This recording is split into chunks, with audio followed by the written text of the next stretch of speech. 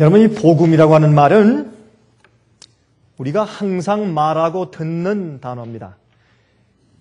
성경과 우리의 생애에서 복음이라고 말하는 단어를 빼버린다면 아마 우리 생애에서 가장 중요한 단어 가운데 하나가 없어지고 우리 그리스도인 생애가 성립이 안 될 것입니다. 그렇게 중요한 단어가 복음입니다. 그런데 이 복음에 대해서 이해하는 데 있어서 한 가지 중요한 이슈가 있습니다. 그렇죠? 물론 복음은 믿는 자들을 위한 하나님의 구원하시는 능력이라고 로마서 1장 16절에 말했습니다. 복음은 그저 듣기 좋은 기쁜 소식이 아니고 하나님께서 우리를 구원하시기 위해서 독생자 예수를 보내셨다. 믿으면 구원이다. 용서받는다라는 그저 기쁜 소식에 불과한 것이 아니고 이것은 하나님께서 믿는 자들을 구원하시는 파워다. 능력이다. 우리를 죄에서 구원하시는 능력이다. 그렇게 이제 설명을 했습니다. 하지만 이번 시간에는 이 복음의 역할에 대해서 좀 생각해 보려고 합니다. 요한계시록 14장입니다. 요한계시록 14장 6절과 7절 가운데 있는 말씀을 좀 읽어보도록 하겠습니다. 요한계시록 14장 6절과 7절 가운데 있는 말씀을 먼저 좀 읽어보십시다. 또 보니 다른 천사가 공중에 날아가는데 땅에 거하는 자들 곧 여러 나라와 족속과 방언과 백성에게 전할 영원한 복음을 가져더라. 그가 큰 음성으로 가로되 하나님을 두려워하며 그에게 영광을 돌리라. 이는 그의 심판하실 시간이 이르렀으니 하늘과 땅과 바다와 물들의 근원을 만드신 이를 경배하라 하더라 그랬습니다. 여러분, 여기 있는 내용 가운데서 제가 어떤 한 면만 지금 강조하려고 하느냐면 제가 지금 읽은 이 성경들이 오늘 제가 말씀드리는 설교의 본문은 아닙니다. 하지만 제가 이 말씀 먼저 읽은 것은 이 말씀 가운데 나오는 한 가지 대목을 우리가 좀 이해해 보도록 하십시다. 여기 하나님께서 이 세상을 향한 마지막 경고의 기별이 나옵니다. 이 세상의 마지막에 사는 백성들한테 하나님께서 마지막 자비의 기별로 경고하시고 그들이 깨어나고 회개하고 마지막 주님의 오심을 위해서 준비하라고 하는 마지막 경고의 기별을 전하시면서 무엇을 말씀하시는가? 제일 먼저 복음을 말씀하십니다. 그러므로 오늘날 이 세상에 있는 많은 주님을 믿는다는 사람들이 복음을 잘못 믿고 있기에 이 복음을 가지고 주님께서 경고하시죠. 복음에 대해서 잘못된 개념을 가지고 있기 때문에 복음에 대한 이야기를 가지고 세상을 마지막으로 경고하시는 말씀을 여기 하고 있는 것이 아니겠습니까? 여기 보니까 이 천사가 날아가면서 영원한 복음을 가지고 외치는데 여러 나라와 족속과 방언과 백성에게 전할 영원한 복음을 가지고 있다. 그렇게 말씀했습니다. 영원한 복음은 변치 않는 복음. 옛날도 지금도 미래도 영원히 똑같은 변치 않는 복음인 것을 말하는 것이죠. 그래서 마지막 시대에 복음이 변질된 것을 여기에 은유하면서 마지막 시대 사람들에게 경고하는 말씀을 하시면서 영원한 복음에 대해서 언급하시는 것을 우리가 보게 된다 그 말입니다.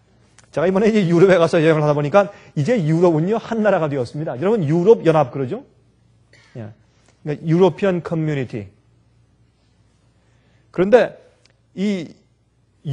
하여튼 어느 나라든지 유럽에 들어가기만 하면 그 다음부터는 뭐 거의 다 조사하는 것이 없어요. 물론 여권을 이제 형식으로 보긴 보지만 거의 다 조사하는 것이 없습니다. 비행기를 탈 때 유럽에 있는 이 나라에서 저 나라로 기차를 타고 간다든지 아니면 비행기를 타고 갈 때 표를 사고 또 표를 가지고 비행기 탈 때 잠깐 보여주고 이제 그 아이디와 함께 그 비행기표를 이렇게 서로 이렇게 맞춰보지 않습니까? 미국도 그렇죠. 미국도 비행기 탈 때 그저 그 정도 수준이지 옛날처럼 그저 이민국을 통과해야 되고 이건 다 없습니다. 유럽의 나라 안에는 다 그렇습니다.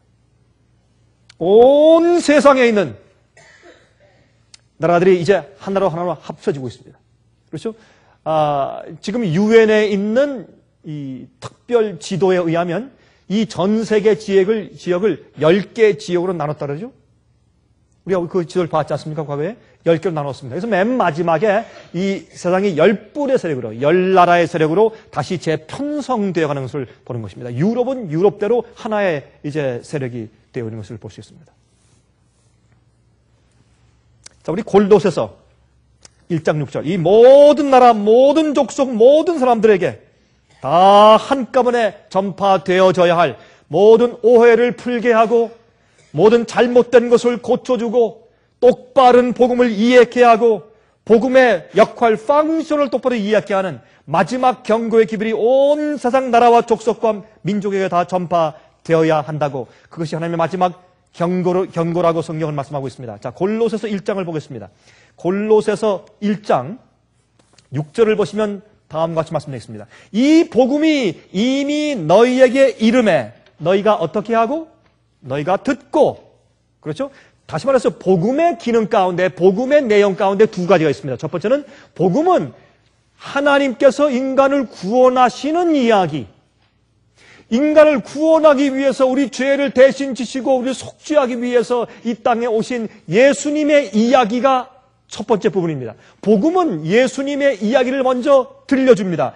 그러므로 우리가 이미 이 복음으로 너희가 듣고 하나님께서 우리에게 복음을 주시고 베푸시고 가르치시는 하나님께서 하시는 부분이 있습니다.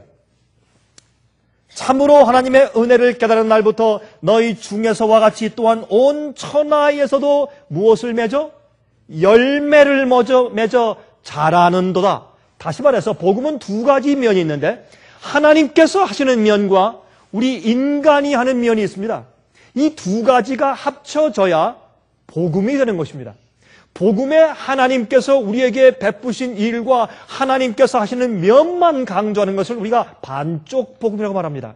그러나 그 복음에 우리가 하나님께서 주시는 그 복음에 우리가 부응하여서 반응하여서 우리가 우리 속에서 열매를 맺고 주님께서 베푸시는 복음의 능력이 내 속에서 자라는 경험하는 우리가 해야 할 면을, 우리가 해야 할 부분이 있는 것입니다.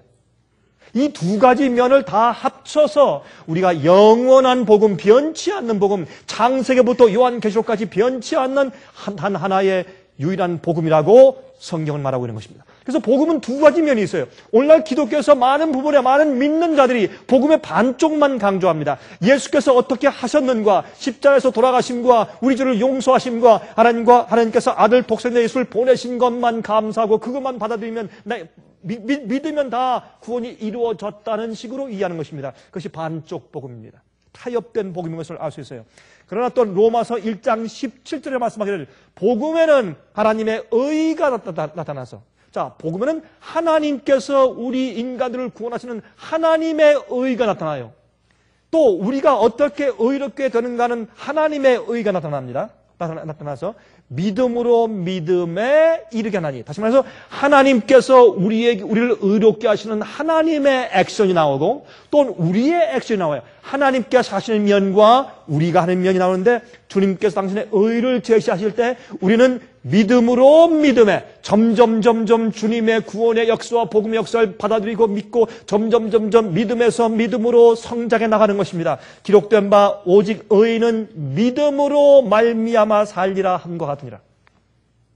그러므로 여기 분명히 성경의 말씀은 복음을 설명할 때 두 가지 면을 골고루 아주 형평성 있게 설명하는 것을 볼 수 있습니다. 하나 더 읽읍시다. 사도행전 2장 36절부터 38절을 좀 펴서 보십시다. 사도행전 2장입니다. 사도행전 2장 36절부터 38절까지 읽겠습니다. 그런즉 이스라엘 온 집이 정령 알지니 너희가 십자가에 못 박은 이 예수를 하나님이 주와 그리스도가 되게 하셨느니라 하니라. 이렇게 해서 복음의 말씀을 지금 들려주죠. 복음을 지금 설교하고 가르치죠. 그렇죠? 그런데 그게 복음의 첫 번째 면입니다. 예수님에 대해서 가르치고 알려주는 것입니다. 하나님께서 하시는 면을 보여주는 것입니다. 두 번째 38절 베드로가 가로되 너희가 회개하여 각각 예수 그리스도의 이름으로 침례를 받고 죄 사함을 얻으라. 그리하면 성령을 선물로 받으리니. 그렇죠? 37절 읽어봅시다. 저희가 이 말을 듣고 마음에 찔려 베드로와 다른 사도들에게 물어가는데 형제들아 우리가 어찌할꼬 하거늘 하나님께서 우리 죄인들을 구속하기 위해서 어떤 일을 행하셨는지 복음을 설명하고 가르쳐줄 때 하나님의 명령을 들려줄 때 복음의 반이죠. 그때 그들이 사도들아 그러면 우리가 어찌할꼬 우리가 어떻게 됩니까? 베드로가 하는 말이 회개하고 예수의 이름으로 침례받고 죄의 사함을 받으라. 그리고 성령을 받으라. 이것은 우리가 해야 할 면입니다. 이 두 가지가 합쳐져야 무엇입니까? 그것이 과거도 현재도 미래도 변치 않고 흘러내려오고 성경에 기록된 영원한 복음이옵시다. 이것이 참된 하나의 복음인 것을 우리가 알 수가 있는 것입니다. 그런데 많은 경우에 여러분 자세히 살펴보면 많은 사람들이 어떻게 해요? 하나님께서 하신 것만 강조하고 우리의 회개를 얘기하긴 하지만 그것은 아주 별로 크게 다르지 않고 하나님께서 우리를 위해서 해놓으신 이미 이루어놓으신 구원에만 주로 관심을 가지고 주로 강조하여 말하는 그런 복음을 주로 우리가 듣고 살고 있는 것입니다. 그래서 복음은 두 가지 면이 있습니다.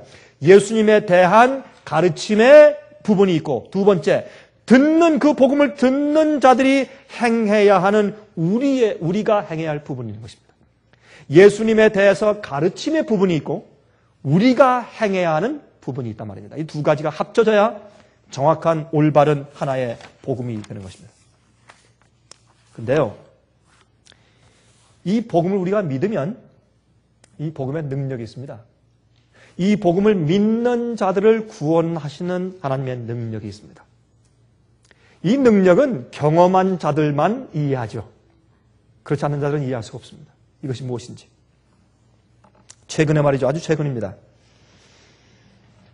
하나님의 일을 잘 하다가 타락한 한 미국 친구가 있습니다. 조금씩 타락했습니다. 자기도 몰랐습니다. 조금씩 하나님의 돈을 훔쳐내다가 남들은 모르니까 조금씩 하나님의 돈을 갖다 훔쳐서 자기에게 쓰기 시작했습니다. 도박을 하고 무료하니까 주님의 일을 하다가 그 사람이 하는 일은 시간이 꽤 많이 남는 일이었습니다. 그래서 이제 한가니까 놀러 가다가 또 잘못해서 그만 도박에 손을 댔습니다. 조금씩 도박을 하다가 돈을 잃게 되었어요. 나중에 그 돈을 잃은 그 빚이 크레딧 카드의 빚이 몇만 불이 되었어요. 이것을 갚기 위해서 또 하나님의 돈을 또 건드렸습니다. 손을 댔습니다. 그래서 그것을 갖다 또 막고 하다가 나중에 발각되었습니다. 이제 해고됐어요. 잘렸습니다. 나중에 이제 낙마한 나머지 마약에 손을 댔어요. 그래서 완전히 폐인이 됐어요. 도박에, 마약에. 여러분 도박하고 마약 그러면 폐인이죠? 더 이상 갈 데가 없습니다. 완전히 폐인이 돼서 완전히 정말 사람의 형상을 알아보지 못할 정도로 수염을 이렇게 기르고 완전히 폐인돼서 길거리에 누워서 이제 정말 죽기만 기다리고 아무런 소망 없이. 여러분 예수를 알지 못하는 사람들에겐 소망이 있을지 모르지만 주님을 알고 성령을 한번 받고 거듭난 경험을 하고 또 주의 일을 하다가 이렇게 타락한 사람들은 정말 자기 체면이 있지 정말 기도도 안 나오죠. 그럴 때는. 그래서 완전히 길거리에 정말 누워서 정말 폐인이 되어서 이제 죽을 것만 기다리고 이제 그렇게 있다가 그가 마지막으로 한번 정말 힘을 써서 자기가 알고 있는 친구에게 전화했습니다. 내가 아무개다. 자네 지금 어디 있는가? 자기 형편을 조금 설명했습니다. 그리고 눈물 흘리면서 내가 지금 죽으려고 하는데 내가 죽으려고 하면서 생각해보니까 참 너무 내 생애가 너무 한탄스러워서 너무 기가 막혀서 내가 자네한테 전화해서 내가 말이라도 조금 대화라도 조금 해보고 죽고 싶어서 내가 전화했다. 지금 어딘가? 내가 지금 어디 있는지 알려고 하지 말아라. 그렇게 대화를 하다가 어떻게 대화 도중에 이 절망 가운데 있는 이 친구의 마음 가운데 조금 소망이 생겼습니다. 나도 다시 주님을 볼 수 있을까? 나도 다시 복음을 다시 이해할 수 있을까? 하는 생각을 마음 가운데 가지게 되었어요. 그런데 이 이 이야기를 듣고 나서 한 그 친구가 그 몇몇 그 목사 친구들한테 전화하기 시작했습니다. 여보게들, 우리 이 친구를 도와줍시다. 도와줍시다. 지금 완전히 마지막 정말 절망 가운데 있는 친구인데 한 번만 좀 도와줍시다. 근데 그 전화가 저한테까지 왔어요. 몇 명한테 전화를 해서 우리가 몇 명이 같이 기도하고 우리 전화로 기도하고 좀 도와주자고 우리 서로 대화해서 자, 이런 마약하고 도박까지 했는데 이 도박에 빠진 사람은 참 돌이키기 어려운 사람들인데 우리가 그래도 도와줘야 되는가? 도와주자. 마지막. 이게 복음의 성질이 아닌가? 주님께서 우리가 아직 죄인이었을 때 우리가 도무지 알지 못할 때 주님께서 우리를 위해서 이미 우리가 모를 때 돌아가시지 않는가? 그게 복음의 성질이 아닌가? 한 번만 도와주자. 그래서 우리가 몰래 부인들도 모르게 우리 돌 좀 모았어요. 우리 만미 목사들이 돌 좀 모아서 그 돈을 좀 만들어가지고 보냈습니다. 그래서 한 사람이, 한 친구가 대표로 그 사람이 있는 곳까지 가서 정말 완전히 정말 홈레스 피플 같이 돼서 길거리에 누워있는 그 친구를 이제 들고 오면서 수염을 깎이고 목욕을 시키고 아는 사람 집에 가서 정말 오래간만에 샤워를 시키고 옷도 가져가서 새로 입힌 다음에 그리고 비행기를 태워서 캘리포니아로 왔어요. 그 다음부터 이제 작업이 시작되었습니다. 우리가 그 형제에게 돌아가면서 전화하기 시작했어요. 형제요, 소망을 가지라. 그랬더니 이 친구가 그래요. 참 고맙습니다. 참 고맙습니다. 참 고맙긴 고마운데 나 같은 자에게는 복음이 더 이상 통하지 않습니다. 이미 히브리 6장과 10장 읽어보십시오. 이미 한번 성령에 참여 안 되고 맛봤는데 나는 안 됩니다. 이제 깊은 절망 가운데 당신들 친구들이 날 도와준 건 감사합니다. 내가 너무 고맙습니다. 내가 그 은혜를 내가 잊지 못하겠습니다. 하지만 나는 안 됩니다. 나 같은 자가 이제 나는 아무 염치도 없고 난 기도할 수도 없고 어떻게 내가 감히 고개를 들고 내가 친구 앞에 나타나면 어떻게 내가 고개를 들고 하나님 앞에 나갈 수 있겠습니까? 안 됩니다. 최근에 제가 복음이 역사하는 것이 무엇인지 제가 보게 되었어요. 깊은 절망 가운데 조금씩 회복이 되는데 그 회복이 어디서부터 시작되느냐 하면 주위에 있는 친구 몇 명이 자기에게 소망을 가지고 희망이 있다고 도와주는 데부터 마음 가운데 희망이 시작됐어요. 조금씩 싸게 들으니 이젠 회복되었습니다. 제가 얼마 전에 그를 만났을 때 그의 얼굴 가운데 과거에 가지고 있던 아주 이 자신감 그런 건 없어요. 그런 기백 그런 건 전혀 없어요. 그러나 그의 얼굴 가운데 참 조용하고 겸손하고 온유하고 주 앞에 완전히 정말 엎드러져 있는 그러한 영적인 분위기가 감지된 것을 제가 느꼈습니다. 복음이 그런 사람에게도 역사하는 것을 보았어요. 복음이 그렇게 정말 체면이 없어서 주 앞에 나갈 수 없는 형편없는 죄인, 어떤 의미에서 마약 중독자보다 술 주정뱅이보다 더 악한 죄인, 이미 알고 성령의 참여한배가 되었다가 주의 이름으로 말씀을 전하고 정말 그런 일을 하다가 타락했던 자, 훌륭한 일을 하다가 타락했던 자,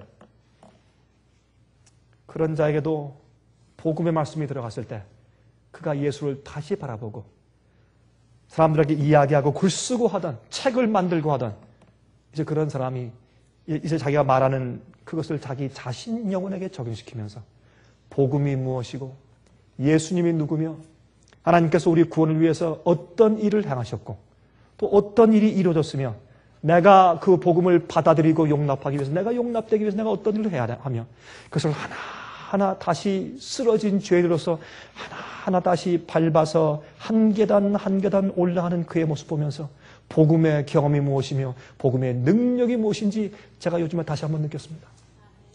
복음은 그러한 것입니다.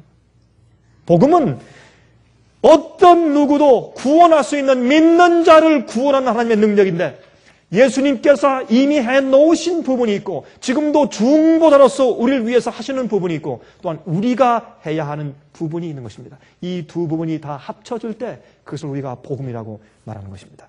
여러분 왜 우리가 복음을 십자가로 말합니까? 복음은 십자가다. 왜 그렇게 말합니까? 왜 복음이 십자가입니까? 여러분, 복음이 십자가인 이유는 십자가에는 인간을 구원하는 능력이 설명되어 있기 때문에 그래요. 하나님께서 우리 인간을 구원하기 위해서 무엇을 어떻게 하셨으며 어디까지 가셨는가, 우리를 구원하고 우리를 사랑하기 위해서 어디까지 가 주실 수가 있는가라는 것을 보여주신 것이 뭐예요? 십자가예요. 그리고 하나님께서 우리를 구원하기 위해서 어떤 일을 가지고 어떻게 행하시는가 하는 능력을 보여주는 것이 십자가이기 때문에 복음의 현상이 십자가예요. 그래서 복음을 우리가 십자가라고 부르는 것입니다. 여러분, 그래서 우리 복음의 말이 제일 먼저, 죄인에게는 제일 먼저 세상 죄를 지고 가시는 어린 양을 바라보게 해야 됩니다. 여러분, 제가 오늘 말씀드리는 이 얘기는 아주 쉬운 얘기예요. 우리가 너무나 잘 아는 얘기고 상투적으로 말하는 얘기고 너무나 쉽게 설명하는 이야기입니다. 하지만 우리 다시 한번 좀 살펴보십시다. 한 면들을. 하나 그 면들을. 복음은 죄인들에게 그 사람의 죄를, 세상 죄를 지고 가는 어린 양으로 죄를 지고 가시는, 남의 죄를 대신 져줄 때는 그 사람이 잘못한 그 죄의 대가를 내가 대신 책임져 줘야 돼요. 내 돈을 훔쳐가서 낭비한 죄를 용서해 주기 위해서는 내 돈을 낭비한 그 결과를 내가 책임져 주고 내가 그걸 받아들여 줘야 돼요. 그렇죠? 탕자의 아버지는요, 자기 재산 반을 가지고 나가서 낭비하고 허랑방탕하고 정말 다 허비해버린 그 탕자가 돌아왔을 때 자기 재산의 반이 달아난 것을 감수하고 그 결과를 자기가 책임지고 아들을 용서해 준 것입니다. 우리가 남을 용서할 때 그 사람이 지은 죄에 대한 결과를 내가 대신 책임지고 끌어안아주면서 내가 용서해 주는 것입니다. 그러므로 하나님의 용서 가운데는 내가 지은 죄를 대신 져주시는 경험이 있어요. 내가 잘못한 그 죄의 대가로 대신 마음 아파 주시고 내가 저지른 살인과 간음과 우상 숭배와 거짓 증거와 탐냄과 모든 이런 것들을 주님께서 대신 책임지시고 그 아픔을 대신 당해 주시기 때문에 나를 용서해 주시게 되시는 것입니다. 그래서 죄인에게는 자기가 자기의 죄를 해결할 아무런 능력이 없습니다. 우리에겐 그런 힘이 없어요. 나 같은 죄인은 희망이 없다고 말하는 것입니다. 정말 절망적인 그런 그 얘기예요. 여러분, 그 영어의 우리 찬미 가운데서 우리들 잘 아는 Amazing Grace, how great. 여러분, 이 Amazing Grace는 자비로우신 주 하나님. Amazing Grace, Amazing Grace. 놀라운 은혜. 그렇죠? 그렇게 찬송을 부르는데 제가 그 친구한테 얘기했어요. 근데 자네 아는가? 아까 얘기한 그 친구한테 이 영어 가사가 한국말로 번역됐을 때 참 정말 은혜스러운 한 가사로 번역됐다. 그건 영어에는 없다. 한국말에만 했다. 그랬더니 그게 뭐냐요? 그래서 제가 영어로 이걸 한국말을 그 사람이 모르니까 영어로 설명을 해를 썼더니 그 사람 눈에 눈물이 맺혀요. 정말 그렇다고. 우리 한국말이 이렇게 되어 있다. 나 같은 죄인 살리신 그 사랑 고마워. 그렇죠? 나 같은 죄인 살리사 그 사랑 고마워. 그래서 했더니 그 사람이 울어요. 정말 그렇다고. 먼저 복음은 그 죄인들에겐 죄인은 낭망돼 있어요. 쓰러져 있어요. 희망이 없어요. 자기 스스로 용서할 수도 없고 자기 스스로 구원할 수가 없어요. 자기 스스로 그 죄의 힘에서부터 해방시킬 힘이 전혀 없기 때문에 낙담돼 있어요. 회개의 시작은 내가 죄 가운데 팔려서 내 스스로 나를 죄에서 꺼낼 수 없다는 사실을 인정하고 주 앞에 나가는 것이에요. 그렇죠? 큰 죄에 빠진 날 위해, 그렇죠? 주께 그저 갑니다. I come as I am, as I am. 나 있는 그대로 주 앞에 갑니다. 그래서 무엇을 보여줘야 됩니까? 예수님을 보여줘야 됩니다. 그것이 복음이에요. 복음이에요. 여러분, 예수님께서 말이죠, 다르게 죽을 수가 있어요. 그렇죠? 성에서 떨어뜨려 죽을 수도 있고 돌에 맞아 죽을 수도 있고 이렇게 죽을 수 있는데 예수님께서 하필이면 십자가에 죽으시는 방법을 택하신 이유가 있어요. 그것은 여러 가지 이유가 있겠죠. 사람이 인간을 취급하는 가장 극악무도한 방법이에요. 죽는 방법 가운데 제일 악한 죽음이에요. 주님께서 그걸 택했어요. 왜요? 여러 가지 이유들이 있겠지만 그 가장 중요한 이유 가운데 하나가 끝까지 우리를 사랑하심을 보여주시려고. 우리를. 인간이 할 수 있는, 여러분 예수께서 이 땅에 사실 때 인간으로 사신 것이에요. 인간의 몸으로, 인간의 육체를 사신 것이에요. 인간의 감성을 가지고, 인간의 느낌을 가지고 사신 것이에요. 그러므로 십자가에 달리게 될 때 십자가에 달리기 이전에 십자가에 못 박히는 것을 생각하면 끔찍해요. 먼저 마음이, 이건 기가 막히게 위축을 당합니다. 그리고 인간이 당할 수 있는 최악의 상황에서도 끝까지 우리를 사랑하시는 모습을 보여주기 위해서 그것까지도 주님께서 택하셨습니다. 그리고 인간의 최악의 취급을 받으시는 입장에서도 우리를 어떻게 사랑하시고 취급하시는지를 보여주시기 위해서 십자가 지셨어요. 아버지시여, 저들이 하는 것을 몰라서 그렇습니다. 아버지 용서해 주십시오. 그렇게 하심으로. 이 십자가는 인류를 구원하시는 하나님의 의지입니다. 예언된 그대로 끝까지. 여러분, 제가 그 요한복음에서 읽는 말씀 가운데 아주 깊은 감동을 말씀 가운데 하나 뭐냐면 요한복음 13장입니까? 예수님께서 인류를 사랑하시되 끝까지 사랑하시니라. 그 말씀이 나오죠? 끝까지 사랑하세요. 그 다음에 무슨 말씀이 나와요? 제자들의 때 묻은 발을 씻기세요. 예?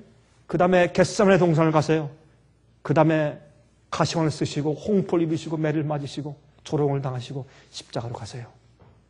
우리 인간을 사랑하실 때 끝까지 변치 않고 사랑하시는 어떠한 어려움과 고생의 길이라도 우리를 구하고 사랑하고 우리를 용서하고 우리를 구원할 수 있는 길이 있다면 무엇이든지 감수하고 가실 수 있는 하나님의 마음이 보여지는 것이 십자가예요.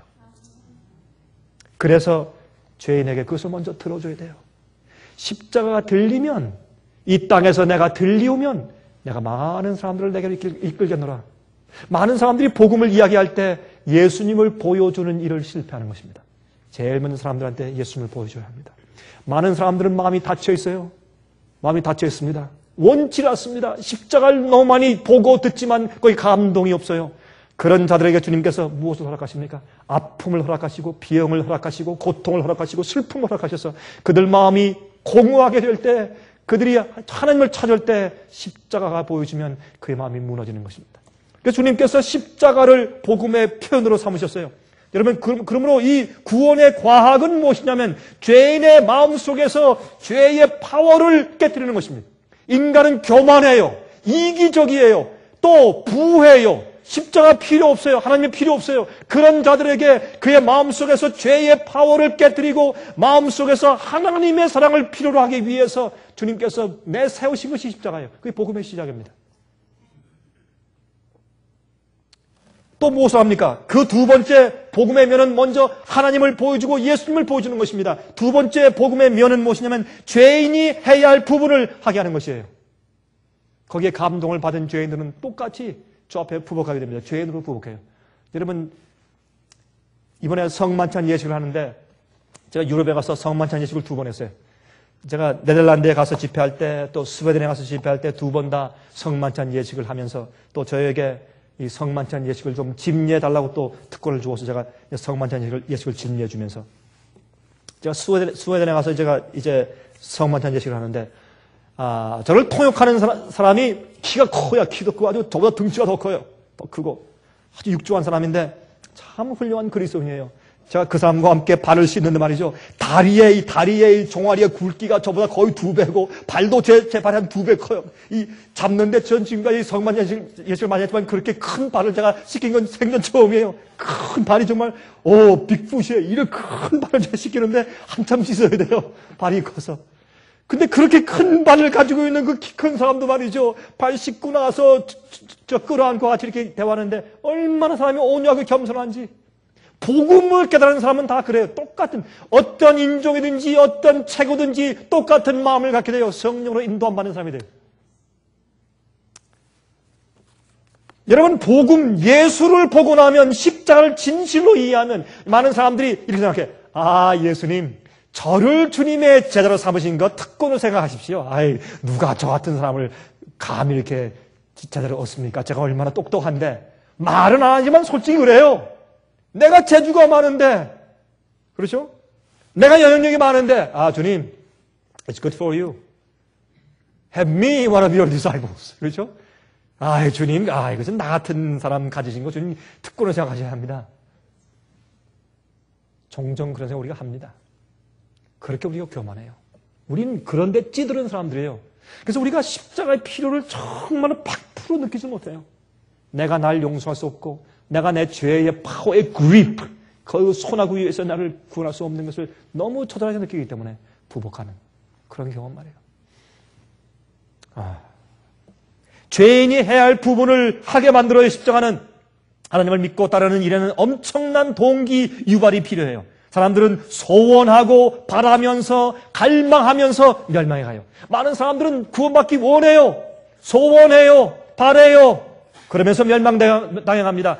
이 천국 문 앞에서 서성거리다가 멸망당해 가요. 자기의 생애를 하나님께 굴복시키고 하나님의 뜻대로 하나님의 계명대로 순종하며 사는 생애까지는 가지 못해요. 주님을 믿어요. 언제까지? 용서받을 때까지. 믿어요. 언제까지? 구원받을 때까지. 믿어요. 주님께서 그저 쉽게 구원해 주실 때까지. 그러나 내 마음 가운데 있는 내 교만을 굴복하고 이기심 굴복하고 내 우상을 버리고 죄를 포기하고 버리고 순종하라고 말씀하시는 명령대로 계명대로 지키며 살며 주께서 하라고 하는 대로 사는 주님의 뜻을 보여줄 때 그 다음부터는 어떻게 해요? 불편해져요. 그때대로 하고 싶잖아요. 그래서 이 하늘 가에서 머뭇거리다가 멸망당하는 영혼들이 얼마나 많은지 모릅니다. 주여 주여 하는 자마다 천국에 들어갈 것이 아니라고 말씀하셨습니다. 아버지의 뜻대로 하는 자들이라고 했습니다. 다시 말해서 자기의 감성과 자기의 의지와 자기의 뜻을 하나님의 뜻대로 계명을 지키며 순종해 사는 그 지경까지 온전히 굴복하여 나가는 데까지는 일이잖아요. 그러므로 복음이 반쪽이에요. 복음은 그 두 번째 우리가 해야 할 목까지 온전히 강조해서 가르치는 복음이 영원한 복음이요. 여러분 이 화면을 통해서 보시는 분들 기억하시기 바랍니다. 여러분 제가 설교할 때 화면을 통해서 보는 분들이 훨씬 더 많기 때문에 제가 여러분들한테 말씀을 드리지 않을 수가 없어요.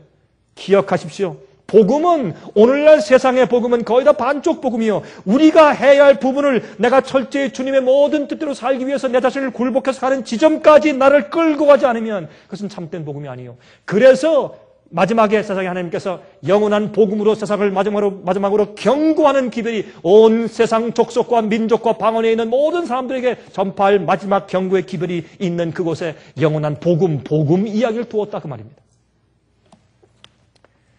그래서 많은 사람들이 말이죠. 그렇게 이 하늘 성 문 밖에서 서성거리는 사람들을 그런 사람들에게 맞춤 복음들을 만들어요. 맞춤 양보듯이 그런 마음에 맞추게 괜찮다. 주님을 믿기만 해라. 시인만 하면 구원받는다고 해서 맞춤 양복을 만들어요. 값싼 복음들, 감정적인 느낌을 주어서 구원받은 것처럼 만드는 방법들을 교환해요. 아주 감정적인 예배, 떠드는 찬송 부르는 것, 소리 지르는 것에서 아주 그런 감동적인 예배를 만들어서 보여주는 것입니다. 제가 최근에 만난 한 목사님을 했습니다. 목사님들끼리 모여서 그렇게 회의를 하다가 어떤 사람이 우리는 이번에 예배 드릴 때 이런 식으로 예배하니까 우리 교인들이 팍 가더라. 이렇게 표현한대요. 교인들이 팍 가더라. 그렇게 예배를 드려주니까 감정적으로 하이가 올라가지고 그래 그거 어떻게 하는 거야? 다 받아 적어가고 한 목사님이 저한테 말했습니다. 목사님 내가 그런 것들이 바벨론인 것을 내가 알게 되었습니다. 아니 교인들이 팍 간다. 이게 무슨 말이에요? 목사가 할 얘기 그게? 네? 어떻게 예배를 드려주면 어떤 감정적으로 확 높여주면 마치 마약을 먹는 것처럼 하이로 올라간 다음에 그래서 맞춤 복음들을 만들어준 것입니다. 그런 정도 가지고는 복음이 성립되지 않습니다. 왜? 복음은 믿는 자들을 구원하는 하나님의 파워라고 말씀을 했기 때문에 그래요. 감정으로 우리가 구원받는 것이 아니죠. 그러므로 요한계시록 12장 17절에 말씀하기를 참교의 특징은 무엇이라고요? 계명을 지키는 품성을 가진 것이 마지막 참된 백성들의 특징이라고 성경은 분명히 말씀하고 있습니다. 여러분 사람들의 마음속에 동기 유발을 시키는 세 가지 방법이 있어요. 여러분 아십니까? 이것은 물건을 파는데도 이 방식이 사용되고 많은 사람들한테 교육에 이 방식들이 적용되는데 사람들의 마음속에 동기 유발을 시키는 세 가지 방법이 있어요. 첫 번째, 형벌에 대한 두려움입니다. 영원한 지옥불과 그 심판이에요.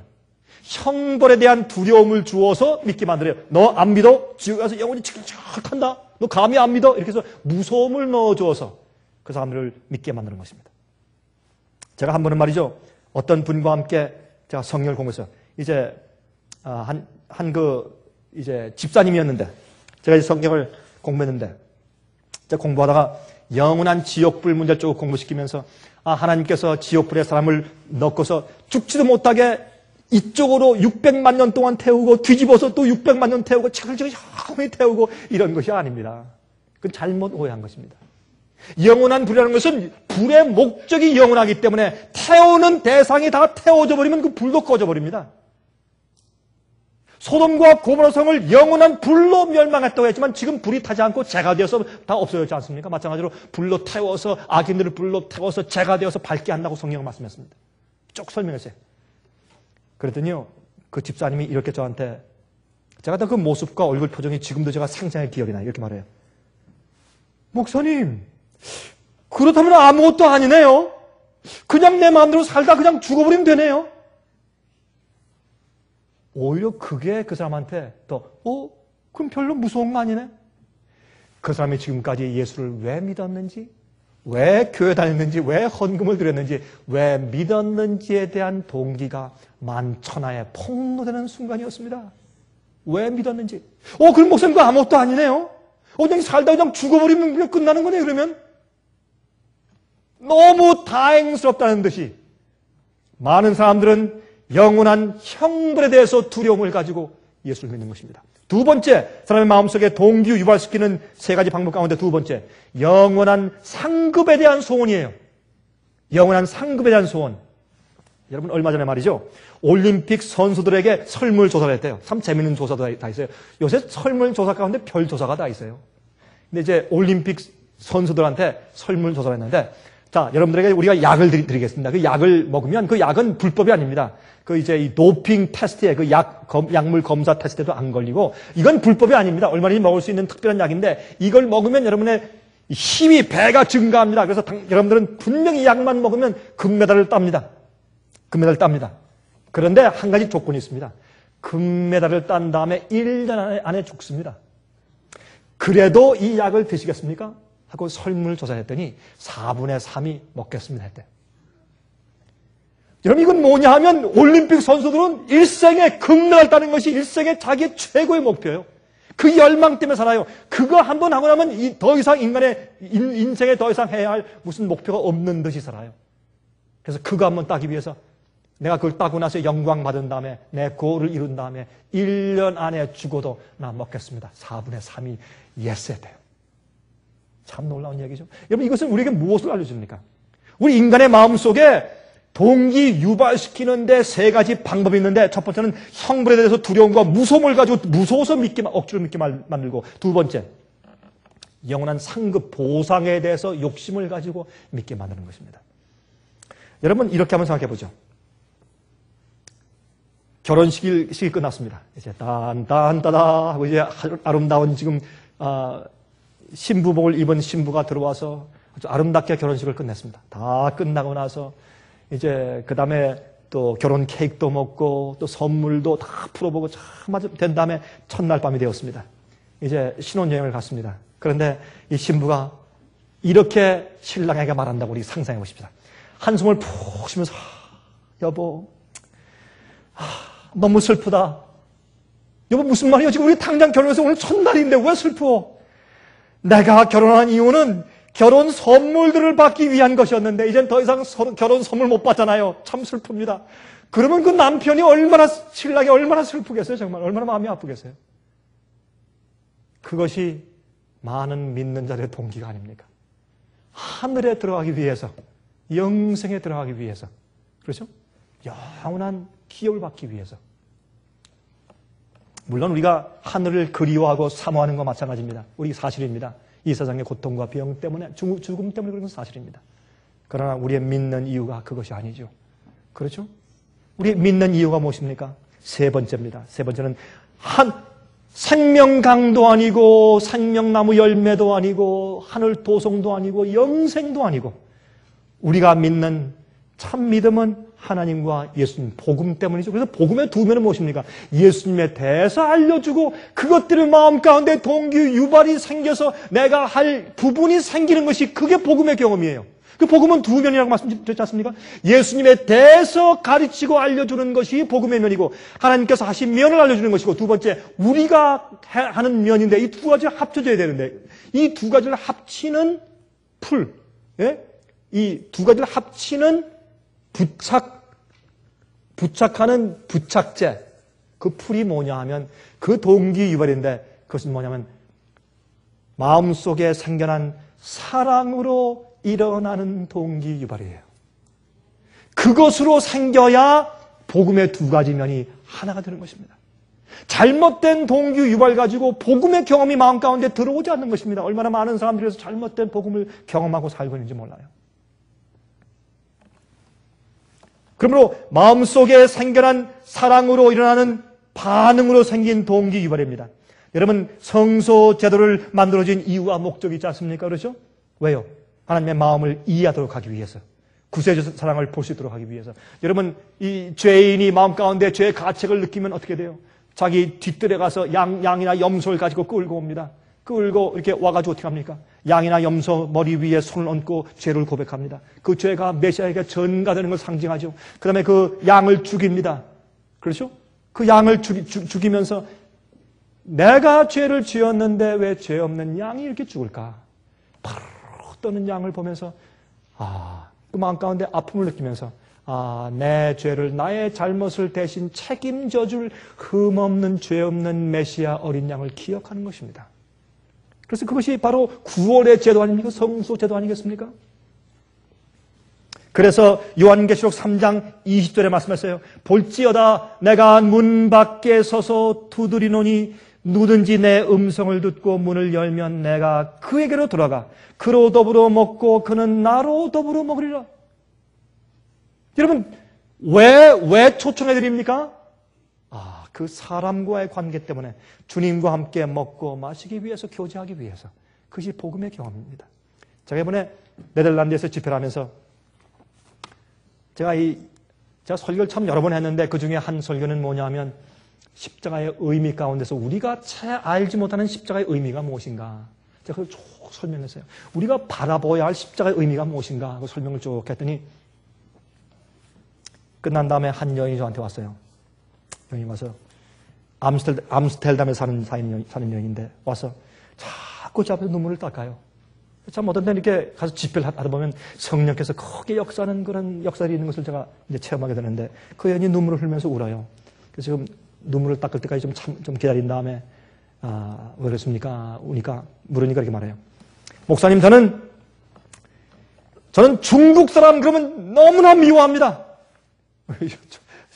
저는 중국 가까이 한국에서 온 사람인데 저도 중국 사람 비슷하니까 말이죠. 저도 중국 얘기 가서 했는데 나는 I hate Chinese 그래. 그러니까 좀 저 섬뜩하더라고요. 이 중국 사람들 미워한다 그러니까. 그래서 왜 그런가 하고 가만히 기다렸습니다. 그랬더니 한 얘기가 자기는 지금 20년 동안 사랑하는 남편과 이혼 중에 있습니다. 자기 남편이 중국 사람입니다. 중국 사람. 중국 사람과 결혼했어요. 중국 사람이 최근에 다른 중국 여자한테 사랑에 빠졌어요. 자기하고 지금 결혼해서 가는 겁니다. 그게 너무너무 분이 나서 이 사람은 나는 I hate Chinese. 그다음부터 중국 사람 얼굴만 봐도 마냥 막 혈기가 끌어올리고 미워 죽겠고 중국 사람만 봐도 괜히 이렇게 밉더래요. 난 중국 사람을 용서할 수가 없습니다. 너무너무 속상하니까 지금 마음 가운데. 그렇게 말을 했어요. 근데 오늘 목사님의 설교를 듣고 나서 내 마음 가운데 큰 가책이 있습니다. 가책이 있을 뿐더러 자기 마음 가운데 그 증오심이 녹아내리는 것을 경험했습니다. 그랬습니다. 그건 제 설교가 아니죠. 메시지죠. 성경에 있는 말씀을 갖다 설명을 하니까 그 말씀을 뿌리면 그 말씀은 허지로 돌아가는 것이 없어요. 사람에게 능력이 없어요. 그런 말씀을 펴서 말씀을 씨를 뿌리면 그 말씀이 돌아가면 그 말씀에 씨가 나요. 그래서 그 말씀을 듣고 나서 주의 말씀이 이런 것이었나. 그 깊은 감동이 들어왔어요. 마음이 열렸어요. 성령의 은혜가 들어왔어요. 굴복했어요. 그 다음부터 이제 나도 이제 차이니스를 내가 사랑할 수 있습니다. 네, 그렇게 말하는 얘기를 들었습니다. 여러분 시대 소망 480페이지에 시대 소망 480페이지에 여러분 그 미국의 국회 도서관에서 국회의원 도서관에서 예수님의 생애를 기록한 책 가운데서 가장 감동적인 책으로 투표한 책인 시대의 소망, The Desire of Ages. 예수님의 생애를 기록한 책 480페이지를 보면 이렇게 아름다운 말씀이 기록되어 있습니다. 참 영감적이죠. 예수께서는 선지자를 통하여 내가 무궁한 사랑으로 너를 사랑하는 거로 인자함으로 너를 인도하였도다고 선언하시다. 그는 아무에게도 그를 따르라고 강요하지 않으신다. 내가 사랑의 줄 곧 사람의 줄 곧 사랑의 줄로 저희를 이끌었다고 예수께서 말씀하셨다. 형벌의 두려움이나 영원한 보상에 대한 희망이 그리스도의 제자들로 그리스도를 따르도록 하는 것은 아니다. 제가 다시 읽겠습니다. 형벌의 두려움이나 영원한 보상에 대한 희망이 그리스도의 제자들로 그리스도를 따르도록 하는 것이 아니다. 제자들은 베들레헴의 말귀로부터 갈바리의 십자가에 이르기까지 세상에서의 그의 순례 생활을 통하여 나타난 구주의 비할 데 없는 사랑을 보았다. 마음이 끌렸으며 영혼은 부드럽게 되고 또 정복되었다. 바라보는 자들의 마음속에 사랑이 일깨워진다. 그들은 그의 음성을 듣는다. 그리고 그를 따른다. 이것이 복음을 이해한 사람이요. 이것이 우리 마음 가운데 주님을 따르는 동기유발의 가장 큰 힘이 되는 것을 우리가 알게 되는 것입니다. 여러분, 왜 하나님께서 악인들을 둘째 부활해서 일으키십니까? 저는 어떤 때 좀 젊을 때 그런 생각을 했어요. 참 잔인하시다. 아니, 악인이 죽으면 그만이지. 이미 영생 못 받는데 그 악인들을 천년기 이후에 둘째 부활이 있다고 했지 않습니까? 의인의 부활이 있고 악인의 부활이 있어요. 악인들을 천년기 이후에 둘째 부활해서 일으켜요. 그리고 주님께서 하늘에서 불이 내려와서 불러 태워서 없애세요. 멸망시키세요. 왜 그렇게 하시는가? 이미 죽고 이미 멸망당한 사람들인데 왜 또 구태여 또 깨어나게 부활시켜서 또 죽이시는가? 좀 잔인한 것이 아닌가? 그런 오해를 한 적이 있었습니다.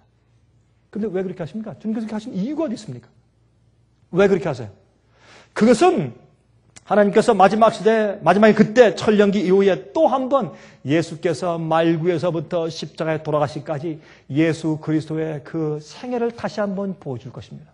온 우주에 있는 거민들과 천사들과 의인들과 악인들, 새 예루살렘 성 안에 있는 사람들과 밖에 있는 악인들과 마귀와 악한 영들까지 전부 다 한번 거기에 이 지구의 표면에 한꺼번에 모입니다. 참 놀랍겠죠? 지구의 표면에 모두가 다 한 번은 전부 다 한꺼번에 모입니다. 그때 저는 가끔 제가 전도회 할 때 이런 표현을 쓰는데 교회에서 제가 이런 표현 쓰기는 좀 이상할지 모르지만 그때 여러분과 제가 어디 있을까요? 참 심각하죠? 우리 자식들이 그때 어디 있을까요? 혹시 우리들끼리 어떤 사람들은 밖에 있고 어떤 사람은 안에 있어 서로 이렇게 마주보고 밖과 안에서 바라보는 그런 형편 가운데 있는 사람이 혹시 있지 않을까요? 참 이건 두려운 얘기입니다. 그렇죠? 그때 하나님께서 왜 악인들을 구태여 무덤에서 변하지 않은 그런 몸으로 부활시켜서 또 죽게 하시냐 말이에요. 그 이유는 그때 하나님께서 아무리 주의 사랑을 보여주고 복음을 다시 설명해주고 보여줘도 그들이 회개했잖아요.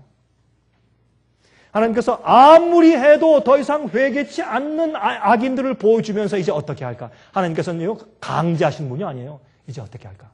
그때 온 우주가 답변할 것입니다. 무슨 일을 하고 어떻게 얘기해도 변하지 않을 회개치 않을 딱딱해진 마음과 성품을 보여주면서 자, 이를 내가 어떻게 할까? 이 우주에 주님께서 만드신 모든 인류와 천사가 한꺼번에 전부 다 모인 자리에서 마귀와 악한 영들과 악인들을 없애는 좌석에서 주님께서 누구에게서 주님께서 그 허가를 받으십니까? 어떤 의미에서? 창조물들, 피조물들에게서 어떻게 하면 좋겠느냐?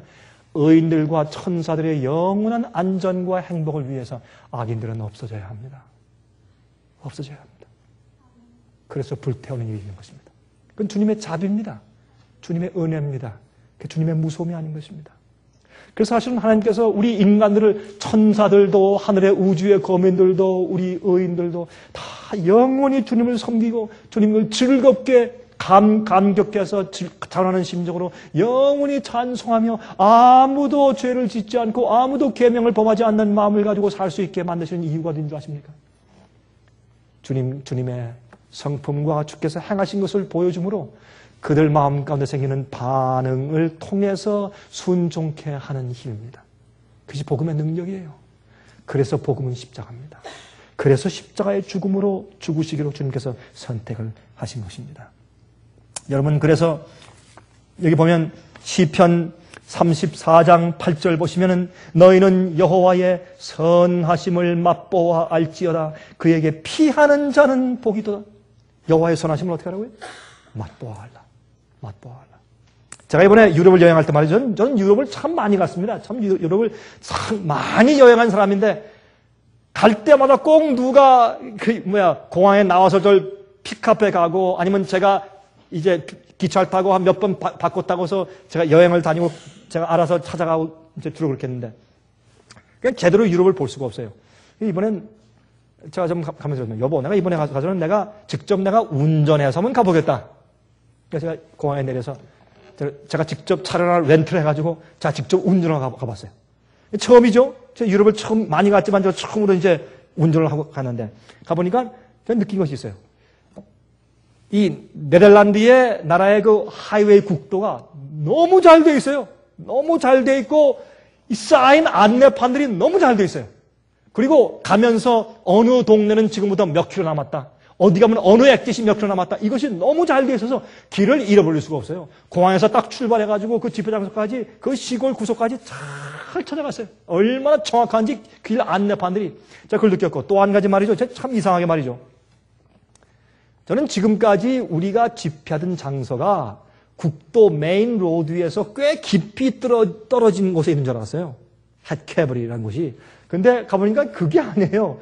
꽤 메인 로드에서 조금만 들어가니까 있어요. 근데 생각이 잘못되어 있구나. 조금만 들어가면 있어요. 제가 느낀 것이 있어요. 우리는 많은 경우에 복음에 대한 이해와 경험을 설교해주는 설교자의 가르침에 그 차에 함께 타고 다닌 것이에요.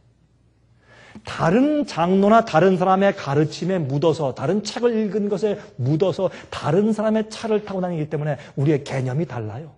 느낌이 어떻게 남의 경험을 내가 받아서 생각을 해요. 그러나 내가 직접 이 복음이 무엇인지를 이해할 때 어떤데요? 이 죄의 힘에서 내가 헤어날 수 없다는 것을 철저히 느낄 때 그리고 그것을 너무 갈망할 때 내가 내 자신을 용서할 수 없을 때 내가 똑같은 죄를 반복할 때 그 연약성에 내가 너무나 힘이 없이 좌절했을 때 그때 무릎 꿇고 주님이시여 내게 주님의 복음의 능력을 보여주십시오 라고 기도하면서 그것이 내가 직접 주님을 따라 내가 십자가 앞에 나가서 굴복해보고 내가 죄를 고백해보고 내가 회개해보고 주님께서 쓰시는 그 은혜와 용서의 기쁨을 내가 경험해보고 그 다음에 주님께서 내게 새로운 영을 주시고 새로운 마음을 주셔서 새로운 기쁜 마음을 주시는 것을 내가 다시 경험해볼 때 그런 경험이 내 속에서 자주 생길 때 그때 내가 운전해서 내가 찾아가는 복음의 경험이 되는 것입니다. 얼마나 많은 사람들이 내가 지식적으로 알고 남에게 들은 복음을 가지고 살고 있는지 몰라요. 그러나 복음은 두 가지가 있습니다.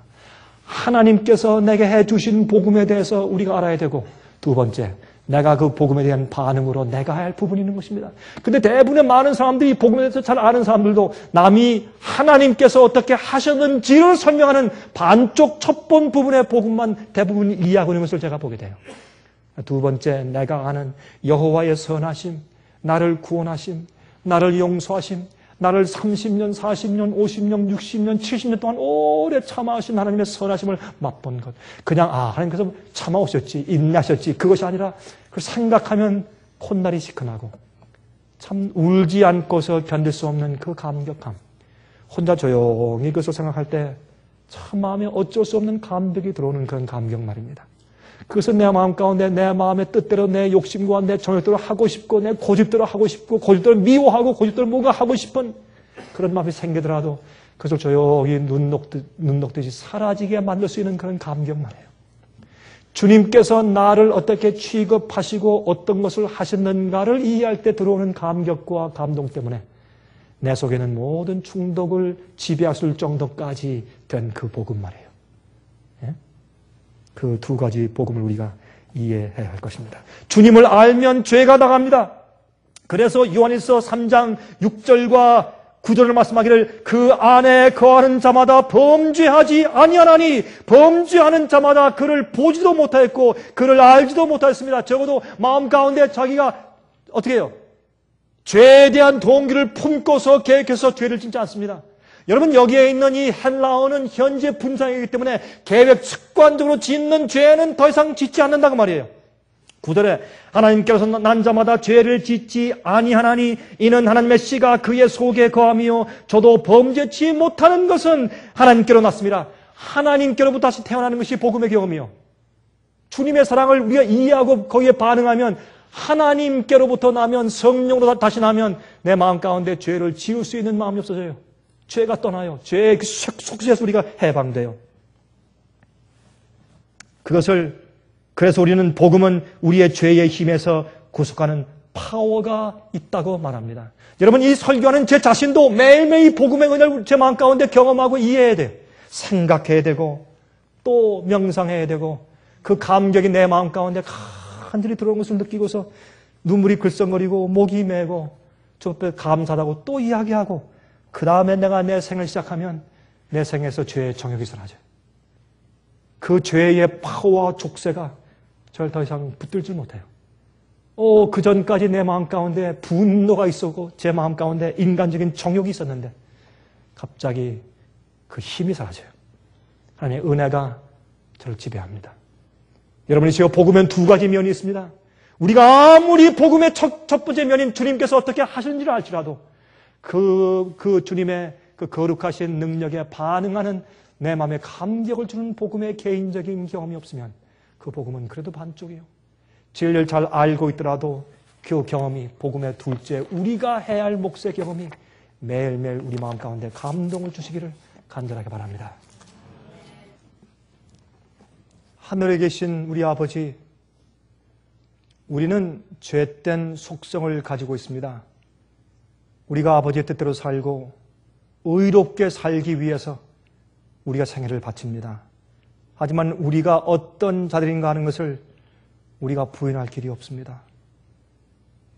어떤 때는 배고픔이 올라오는 것처럼 목마름이 우리 몸속에서 솟구치는 것처럼 죄의 세력과 죄의 충동이 우리 속에서 올라오는 것을 느끼게 됩니다. 주여, 그러할 때마다 우리가 복음을 경험하길 바랍니다. 우리가 십자가의 예수님을 바라보기 원합니다. 우리의 죄를 대신 책임지시고 세상 죄를 지고 가신 어린 양을 바라볼 수 있도록 해 주시옵소서.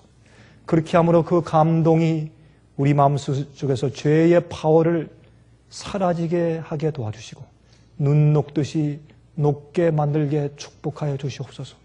주여, 우리가 얼마든지 성경의 지식을 가질 수 있습니다. 그러나 실제 복음의 구원의 능력을 우리 마음 가운데 경험하길 원합니다. 매일매일 그 경험이 우리 속에 가득 차길 원합니다. 주여, 우리가 우리 자신 속에서 세상의 죄에서 마귀에서 해방되길 원합니다. 매일매일 주님의 계명을 지키는 백성들이 되기 원합니다. 지식적이 아니라 경험적으로 아버지를 섬기길 원합니다. 저를 도와주시옵소서. 예수 그리스도의 귀하신 이름을 의지하여서 간절하게 기도드리옵나이다. 아멘. 은혜 많이 받으셨습니까? 지금까지 들으신 이 생애빛 예배 설교는 간절한 마음으로 진리를 찾는 분들과 정직한 양심으로 말씀을 받아들이고 언제나 진실이 무엇인지를 생각하는 그리스도인들을 위한 말씀입니다. 주변 가족들이나 친지들 중에 말씀을 사모하고 순결한 신앙을 갖기 소원하는 분들이 계시면 저희 생애빛 예배 설교 테이프를 소개해 주시기 바랍니다. 매주 원하시는 분들의 가정으로 직접 배달되는 생애빛 예배 설교는 개인의 신앙 부흥이나 소규모 그룹 예배를 위하여 비디오와 오디오 카세트 테이프, DVD, CD로 제작되었습니다. 생애빛 예배 설교 테이프를 원하시는 분들은 1-877-704-1004번으로 전화하여 신청하시면 됩니다. 그럼 다음 시간까지 안녕히 계십시오.